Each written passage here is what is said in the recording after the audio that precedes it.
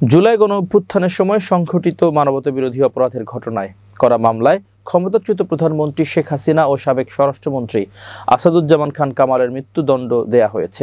এ রায়কে পক্ষপাতদুষ্ট ও রাজনৈতিকভাবে উদ্দেশ্যপ্রণোদিত বলে অভিহিত করেছেন শেখ হাসিনা। খবর বিবিসির। রায়ের পর প্রকাশিত 5 পৃষ্ঠার এক বিবৃতিতে তিনি বলেন, রাজনৈতিক শক্তি হিসেবে তার দল আওয়ামী লীগকে বাতিল করার উপায় হিসেবে অন্তর্বর্তীকালীন সরকার এই মৃত্যুদণ্ড দিয়েছে।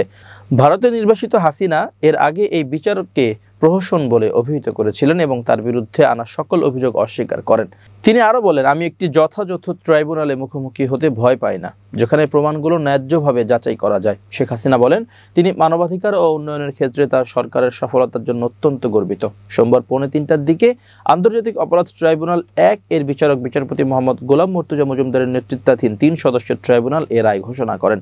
ট্রাইব্যুনালের অপর সদস্যরা হলেন বিচারপতি মোহাম্মদ শফিউল আলম মাহমুদ এবং অবসরপ্রাপ্ত জেলা ও দায়রা জজ মোহাম্মদ মহিতুল হক এনাম চৌধুরী। শেখ হাসিনার বিরুদ্ধে 3টি অভিযোগ প্রমাণিত হয়েছে।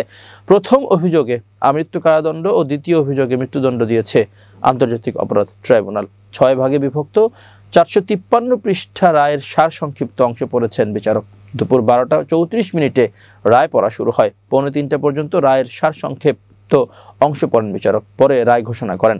শেখ হাসিনার ফাঁসির রায় 1 মাসের মধ্যে কার্যকরের দাবি জানিয়েছেন জাতীয় নাগরিক পার্টির আহ্বায়ক মোহাম্মদ নাহিদ ইসলাম। সোমবার রায়ের প্রতিক্রিয়ায় তিনি বলেন, অন্তর্বর্তী সরকারের কাছে দাবি জানাবো, হাসিনাকে ফিরিয়ে আনুন। নিরাপত্তা উপদেষ্টা ভারত সফর করেছেন। আমরা চাই যাতে তিনি হাসিনাকে সঙ্গে নিয়ে দেশে ফেরেন। হাসিনাকে 1 মাসের মধ্যে দেশে এনে রায় কার্যকর চাই। তিনি আরো বলেন, শেখ হাসিনা, কামাল সহ বাকি আওয়ামী ফ্যাসিস্ট যারা হত্যাকাণ্ডের সঙ্গে জড়িত ছিল তাদের বিচার করতে হবে। নির্বাচনের পরও যাতে ট্রাইব্যুনালের কাজ বন্ধ না হয়, কাজ যেন চলমান থাকে। একই সঙ্গে দল হিসেবেও আওয়ামী লীগের বিচারের দাবি জানান নাহিদ।